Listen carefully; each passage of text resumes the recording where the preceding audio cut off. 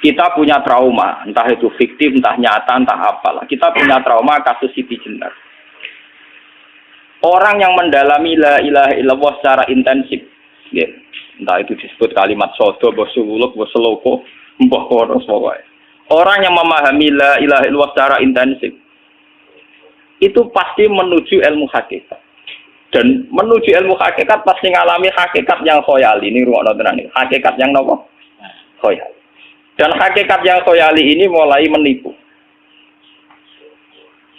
Ya, kalau sudah begitu ruwet, misalnya ngeten ya. Ketika kula maca nggih diskusi ini utai perdebatannya kali jago mbek Siti Jenar. Saat itu ada Sunan Bonang juga.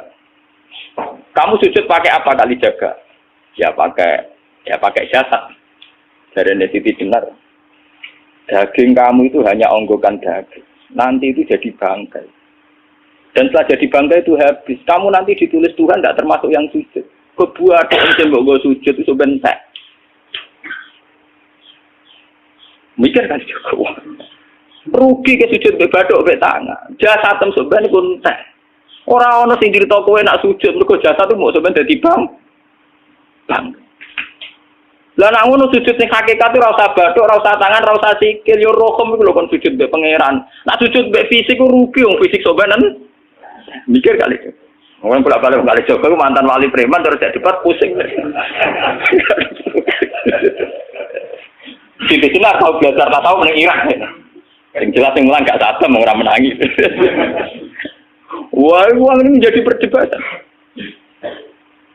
Sehingga keyakinannya kayak Siti Jenar, la ilaha illallah itu ya wahdatul wujud itu innalillahi wa inna ilaihi. Selama ini kalau orang syariat misalnya, orang syariat itu kalau ada orang mati, misalnya Kak Ruhin mati, ini aku kan muni innalillahi wa inna ilaihi raji'un, saiki Ruhin wis mate. Mate itu balik ning penge. Itu cara wong hakikat kan salah besar. Orang mati itu tidak ada, cara ilmu hakikat dan orang mati itu tidak ada. Roh ini tersiksa di alam fisik. Jadi ruh ini tersiksa di alam fisik. Karena ketemu ning jasate ruh.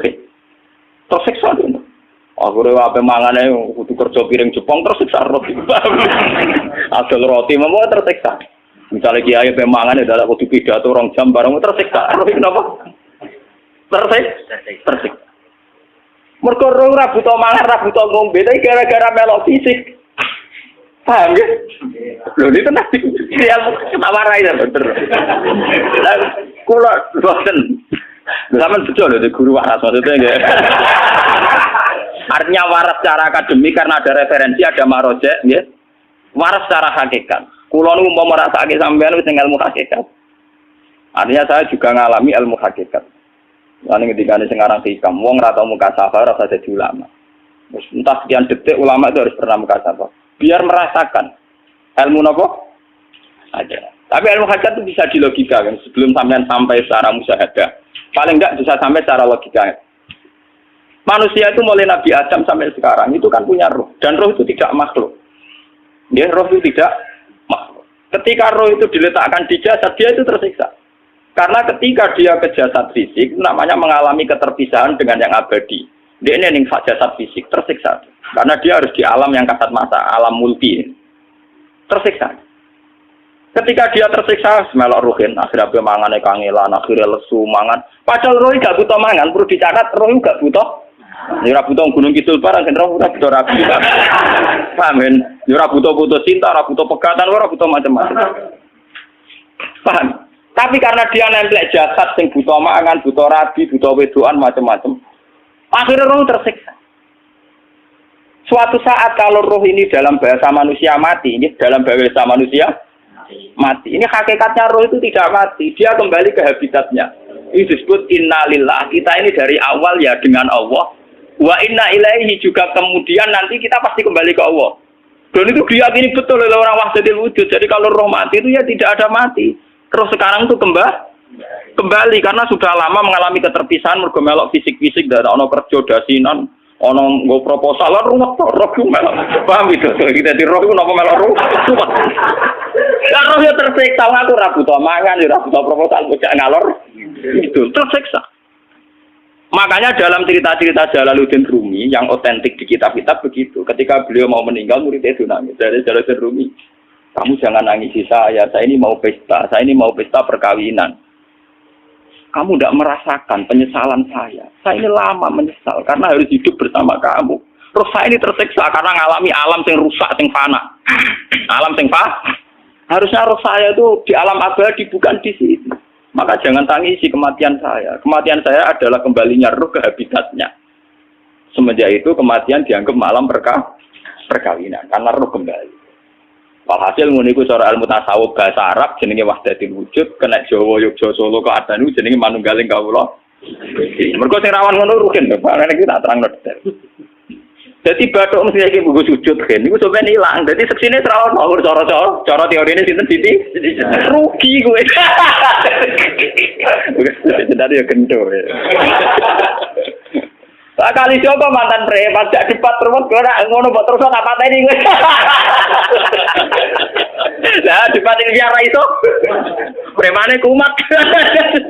Ya preman jak debat ilmi. Ngono ku model. Kali Joko yo ora salah, dhisik Sayyidina Umar nggih ngoten. Soal Umar sahabat top, lha jak debat atau milih patenane ya Rasulullah. Gak iso dene cek ilmiah. Mantar preman pasar rukat terus jadi sahabat top. Debat ya milih mate. Ada wonten cerita wong Yahudi njaluk keputusan Nabi. Bareng wis diputusno Nabi cek mamang. Ndak tenang keputusane ngono dalam sengketa duniawi. Bariku takok ya Ali. Ya Ali, aku mau sowan ning Nabi Muhammad. Dikai keputusan tapi mamang cara kowe pilih. Sampai Ali dikai keputusan persis kanjeng Nabi. Cek mamang meneh takok Umar. Takok Umar aku mau sing Muhammad, ning Ali dikai keputusan kok mamang, Mar. Cara kowe piye? Urusan dunya. Enteni. Entah dia meleput buat apa? Uang diputus Nabi ora marah. Buat mati. Awe. Mereka mantan apa? Cara mantan intelektual kan ya wajar nggak uji kok percaya Nabi. Kan bareng cara Ali ya gak percaya wis kandhani. Ora mesti cara Ali kan lha ora apa ini. Ya wajar wong Yahudi kok percaya Nabi, nak percaya ora gitu Yahudi Muslim. Ali itu Gustur. Ada Gustur ra beda piye tenang. Ali nyen ngoten watake ngoten. Nasibe padha. Ali itu ilmuwan yang jadi presiden gak sukses. Yang niru ke Gustur. Mereka ning-tinggal negara wong pinter, mimpin ra sukses. Wong pinter gampang maklumi. Lah misalnya kita jadi kiai wong pinter. Kayak santri ini pacaran. Maksud itu jangan asli cawe itu. Wah, ruwet. Terus malah dalil dinalina subuh syahwat minan. Piye pondok tanpa pelaturan tadi. Paham ya? Ruwet tau? Mulane aja geman, iki pinter teman-teman aja geman. Sing biasa wae ana syariate sithik-sithik. Sing kamane ana santri pacaran tersinggung, ana santri nakal tersinggung, sing ana rasane lha donya ana napa?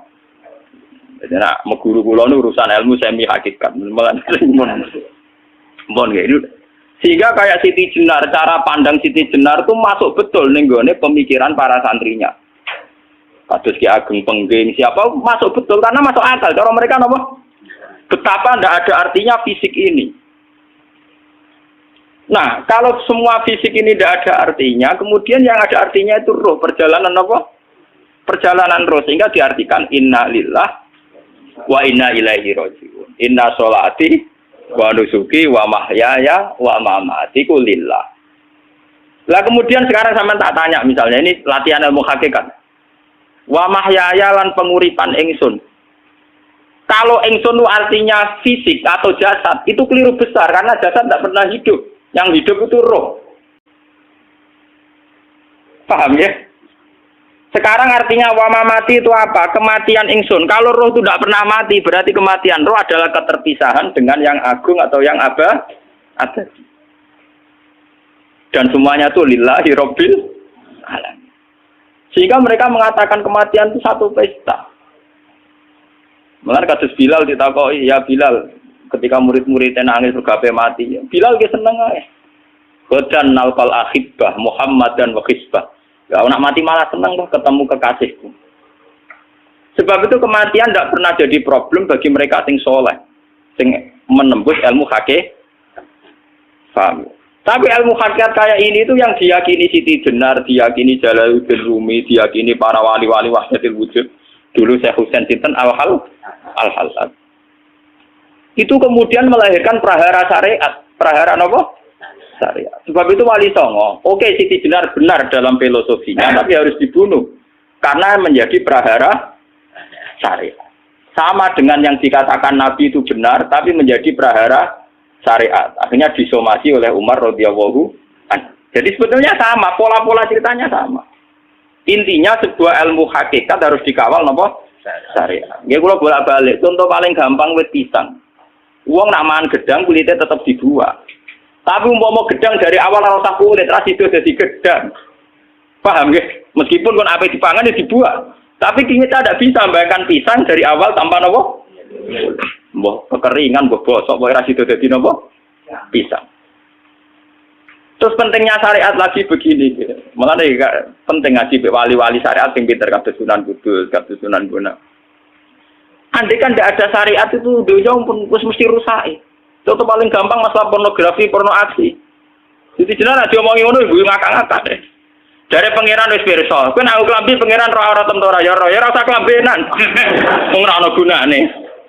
Kalau yang paling penting itu nazarullah, kenapa kowe klambenan barang? Wong kowe klambenan ora pangeran tetep pirsa. Nyatane si jenar nak mulang nggih coba klambenan nah intine napa? Dinya ada nabi Sunan Bonang. Nah kowe percaya kabeh nazarullah ora usah napa? Klambenan. Tetapi teori rasa kelambenan itu jinggo tenan. Mulane nek pas do wiridan aliran sesat ciri utama. Kira kelambenan tenan. Lah ruwet to. Lho iki tenan iki cerita. Iki pentingnya ngaji nggih. Ben sampean ngerti variasi riwayat, kemudian kita orang syariat harus kayak apa, kemudian kenapa menjadi aliran wahdatil wujud. Lah terus kita ini ya, kita ini kan orang syariat. Memang kelemahan orang syariat itu akeh kok sampean-sampean. Siji mesti ra kramat.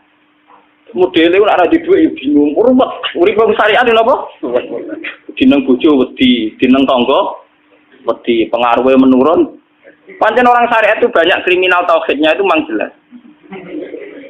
Mulane kiai-kiai fikih nek ketemu kiai-kiai sing setengah jadah wedi mergo iso nebak atine. Dene meriang lho. Sing kiai ora tau salat keramat padahal ngambungan wong. Sungguh dino sholat pas waktu kok ora tahu keramat. Wong ape buah utang tanggane keramat apane? Sing kono ngawur-ngawur sowan pirang. Meriang oleh syariat ngadepi wong hakikat napa? Mulane jogeman dadi wong syariat sing ngene iku bahaya. Nah kula mboten ngarah. Sampai dadi wong syariat sing ra keramat. Bahaya sekali itu bagi perjalanan agama. Kula sering ketemu kiai-kiai sing terkenal keramat, terkenal keramat di Juwaduk tiang-tiang hakikat. Si tantang kocok-kocok kalau wani, nah tantang aku tetap rawani kok. Mikir deh. Karena orang yang sama-sama ke jalur hakikat tetap punya alamat, tetap wonten sima biwuji min asari.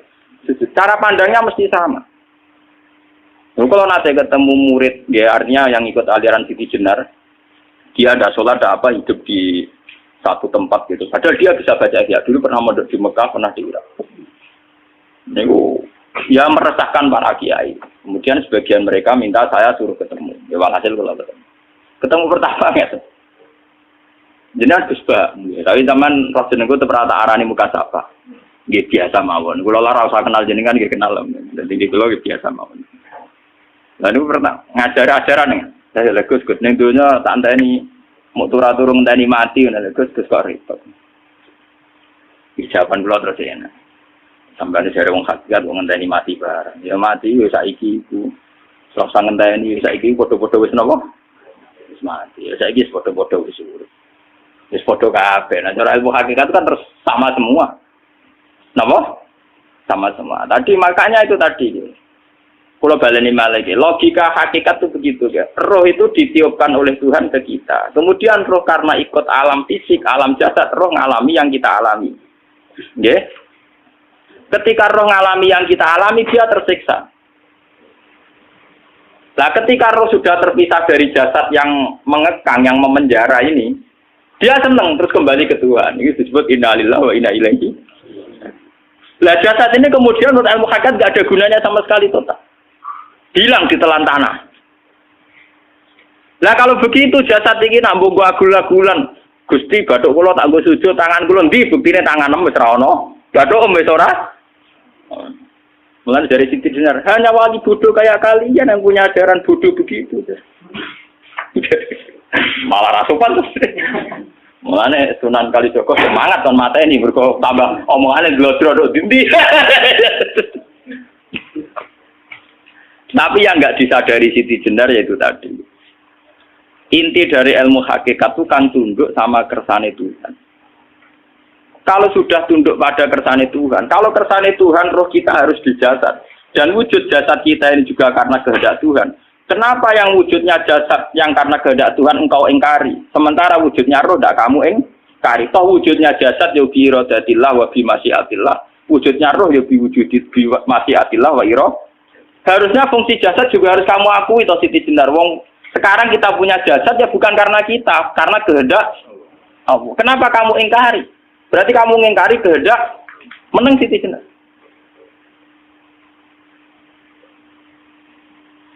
Makanya hakikat yang pertama saya itu pasti khayal. Lah Siti Jenar itu hakikatnya baru yang sampai khayal itu.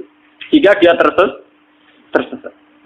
Sebetulnya kalau sudah hakikat beneran itu tidak perlu khayal begitu. Artinya tidak perlu khayal.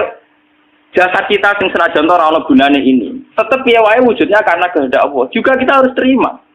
Apapun kekurangannya, apapun kenaifannya, ironisnya harus kita terima. Ini sebagai bentuk penerimaan kita pada masyiatil. Begitu juga keadaan roh kita sebagai penerimaan atas masyiatil. Meskipun ada teori-teori roh yang lebih valid. Lebih valid misalnya begini.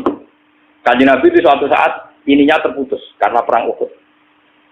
Itu Kanjeng Nabi dia dolanan drijine ini. Napa cara napa jari jemari ini Nabi putus. Dia dolanan. Jadi Nabi sendiri kadang sering ngajarkan ilmu hakikat. Hal lagi illa usbun udmiyat wa fi sabilillahi ma lafitu. Kowe ora trimo fisik, bentuk fisik jari jemari sing ditebir berdarah. Tapi nak kue fisabilillah ayo wis balik ning habitatem. Sehingga kenapa para sahabat itu ketika dicincang, ketika putus tangannya, putus kakinya, sahabat yang usul ke ilmu hakikat itu malah senang. Karena jasad kita ini kan ila sabilillah menuju jalan Tuhan. Sekali dia sudah terluka fisabilillah itu sudah menemukan formatnya. Cara teori Cina bisa menemukan formasinya. Paham gitu? Orang kok malah ngeluh itu berarti goblok kena ngeluh. Paham apa? Jadi makanya Nabi ngertikan ya itu sudah ketemu formatnya. Ketika rohnya para syuhada nanti kembali ke Tuhan, ya ketemu formatnya lagi. Itu disebut wala taqulu lima yuqtalu fi sabilillahi amma. Dia tidak mati sesuai formasi awal, yaitu roh kembali ke Tuhan dan jasad ikut mengawal. Nah itu Nabi kadang ya pakai ilmu hakikat begitu. Mulane kula bolak-balik matur, kula nunggis mulai umur 20 tahun nopo pinten. Kula ngasih nggih gadah penyakit dan ekstrim penyakit saya. Sampai saat ini kula nak ngobatno ndak lebih 50% nggih karena saya tetap berpikir. Misalnya cara syariat kan berubah, tapi cara hakikat apa betul keberadaan saya di alam ini penting. Sehingga aku kepengen urip tak bela-belani ngantek atusan juta. Jangan-jangan penting mati ikuti bang uripku. Lah nak ngono lha apa tak bela-belani? Entek atusan juta. Jadi misalnya kita berobat ya mau, ya dari nabi kan berobat ya berobat. Pokoknya kita Islam masih mau geruda-gerudu kadang orang paham. Sekali kamu mengamati dengan sisi hakikat, coba sekarang sampean pikir, coba sekarang nggak pakai logika hakikat, pakai logika syariat saja. Saya ini misalnya asetnya 10 juta, misalnya, ya, saya punya aset 10 juta. Tapi misalnya aku rugi nawar atau dipengaruhi di masa depan sama kayak kulo kan soalnya cara teori di masa. Misalnya kulo rugen, artinya kere di duit 10 juta aset. Tujuan saya sembuh kan supaya aku iso sembuh sehat, engkau iso kerja untuk anak. Tapi karena saya sakit nanti operasi tidak 10 juta. Operasi tidak 10 juta. Wong aku repair mesti iso marisi anak. Apa mana nak 10 juta tak ada gue berobatku, malah jelas ra iso marisi. Lah nak ngono penting matiku ya dibagi 10 juta. Karwan iso diwaris langsung. Sementara anak aku mari dibiayai 10 juta, orang mesti mari 10 juta mesti entek. Artinya tidak ada jaminan kalau berobat itu secara visi ke depan lebih baik. Soalnya malah ngentekno donya nggak jelas akibat positifnya. Misalnya tetap lumpuh, duit teori loh. Bapak artinya apa? Teori hakikat tetap lebih benar bahwa hidup itu tidak ada artinya. Semua itu tidak ada artinya. Berobat apa nggak berobat semuanya tidak ada arti. Teori loh gini. Sehingga kalau kita tengah-tengah aja tengah-tengah. Kasus kula misalnya loro gitu berobat. Gusti separuh kalau ngelakoni syariat, tapi sebagai kalau ulama kekeh, separuh kalau lakoni apa? Jadi kalau tetap buatan ngarah obat 100%. Tapi orang ngarah berobat, orang kalau tiang apa? Syariat. Tapi memang faktanya itu begitu. Cara kanjeng Nabi kadang kanjeng Nabi berobat. Kadang kanjeng Nabi wis nikine tercincang dige guyonan. Wah lagi illa usbuun utwiyat. Ora mbok diriji sing gak melok-melok. Nah, bukti bahwa jasad itu begitu tidak penting. Kayak Sayyid Hamzah. Menurut Sayyid Hamzah nganggep wahyu bentone ra karuan. Kalau teori Siti Jenar itu benar, teori Jalaluddin Rumi benar teorinya lho, ora kok ra salate lho, nggih. Maksudnya nang manut ra salate. Benar cara analisis roh. Ketika Sayyid Hamzah dinyatakan mati oleh manusia, oleh hukum manusia dinyatakan mati karena dia sudah tidak bergerak. Dalam teori hakikat kan rohnya Sayyid Hamzah sudah fi khawasili tuyurin khudrin. Rohnya sudah diambil Tuhan. Tidak mati, paham ya? Ketika rohnya Sayyid Hamzah sudah diambil, jasad ini sudah tidak punya rasa. Sekarang secara syariat kasat mata kita tahu, wong jasad nak diinfus, di sayat-sayat dioperasi ora kroso. Apa meneh saiki ruhe wis bisa.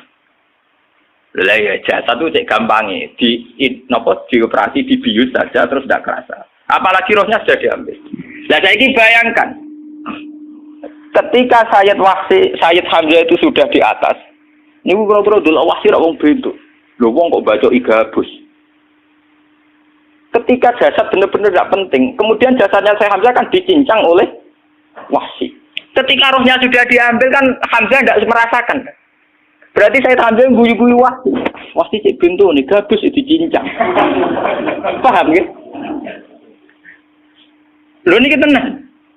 Artinya ketika pandangan manusia iba kepada Sayyid Hamzah karena dicincang, dimutilasi oleh wahsi tidak ngalami Pak Sinten, Sayyid Hamzah tidak ngalami apa-apa karena rohnya sudah bersama Tuhan. Dan iso wae Sayyid Hamzah malah guyu-guyu wahsi. Cek goblok gabus kok dicincang.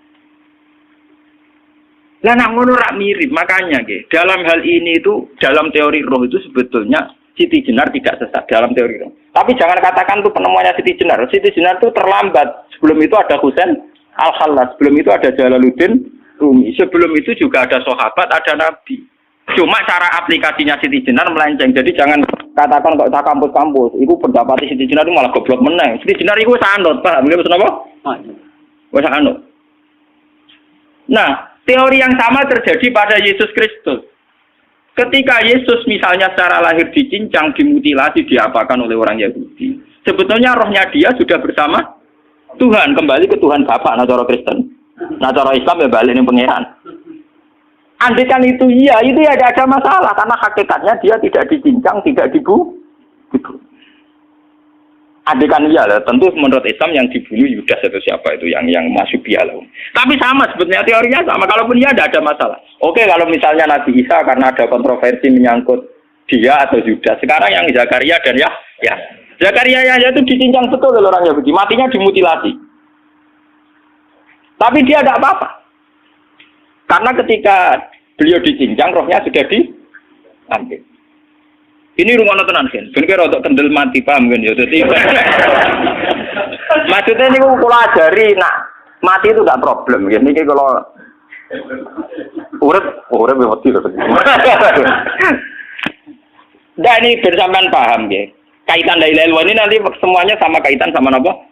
La ilaha illallah. Ini nanti ujungnya sama dengan la ilaha illallah. Begitu juga seterusnya. Misalnya Yahya kalian sinten? Zakaria. Ketika Tuhan ditanya, jadi tenggene alam malakut pengiran ditakok, ya Allah, Yahya dan Zakaria itu kan hamba pilihan engkau. Ketika dicincang kok jenengan biarkan. Endi Yahya Zakaria dicincang? Aku iku ora goblok dari pengiran. Sedurunge dekne dicincang jasate ruhe tak jipuk. Dadi dekne ora krasa blas. Begitu juga yang tafsir-tafsir sampean lihat wa Maryama. Sayyidah Maryam yang istrinya Fir'aun. Itu kan dia iman sama Nabi Musa. Asiyah, ya. Asiyah imro'ati apa? Fir'aun. Asiyah imro'ati Fir'aun, ya. Itu kan dihukum oleh Fir'aun. Ketika mau ditumpahi apa? Batu besar. Iku Allah ketika di pangeran, ya malaikal mauti, cepat ambil rohnya sebelum dihunjami batu besar. Terus rohnya diambil. Sebab itu dalam hukum Tuhan, Tuhan itu tidak merasa bahwa Tuhan membiarkan Asiyah, membiarkan Hamzah, membiarkan Yahya, membiarkan Zakaria. Dalam hukum Tuhan, semua orang ini roh-roh terhormat. Akhirnya nak anggo teori iki sing nyincang malah goblok, wong gabus goblok cincang ngono lho. Nah anggo teori iki malah berbalik, sing goblok sing nyincang. Paham? Yo ora kok sesuai sampean kiaskan saja. Wong dibius wae disayat-sayat gak krasa. Kaya apa nak ruhe bener-bener wis tercabut terpisah. Rasane nang ndi? Itu disebut wala taqulu lima yuqtalu fi sabilillah napa? Lah kemudian roh ini kemana? Nah, roh itu sudah menyatu dengan kalimat tauhid. Mesti roh itu bersaksi la ilaha illallah. Itu sing disebut ning alam roh ketika Allah tanya alastu bi rabbikum mesti qalu bala. Mesti mereka jawabnya napa? Bala. Karena alam roh tentu lebih mudah bersaksi akan keberhadiran dan keeksistensi Tuhan Allah Subhanahu wa taala. Paham ya, ini sama penting. Nah, ketika kalimat tauhid sudah menyatu kayak begini, itu mesti kalimat tauhid sing mesti langsung untuk swarga. Itu dimaksud Nabi mustaiqinan biha qalbu mukhlishon biha qalbu. Ati itu qalbu kan nggak bisa kamu artikan jantung atau liver kayak teori modern sekarang. Misalnya qalbun itu apa? Jadi kiai qalbun itu jantung. Nah, ngono beda mek liver. Lah nek liver apa kabidun niku akal-akalan aja padha ora paham. Bahasa kolbun, fikrun, aklun itu sesuatu yang misteri. Roh ini kemudian dengan kalimat tauhid sudah menyatu disebut mukhlishon biha kolbu. Ada tingkat kemurnian hubungan roh dengan kalimat tauhid. Lah kalau begitu pasti dakhalal jannah. Karena tidak mungkin kalimat tauhid kok di neraka. Lah ini ngomong masalah-masalah hakikat. Uang sing gak tahu petualangan hakikat, momennya sing sering bingung bakas duit, bayar kredit, utang jatuh tempo. Orang sampe lo mikir, utang kamu sentak gue mikir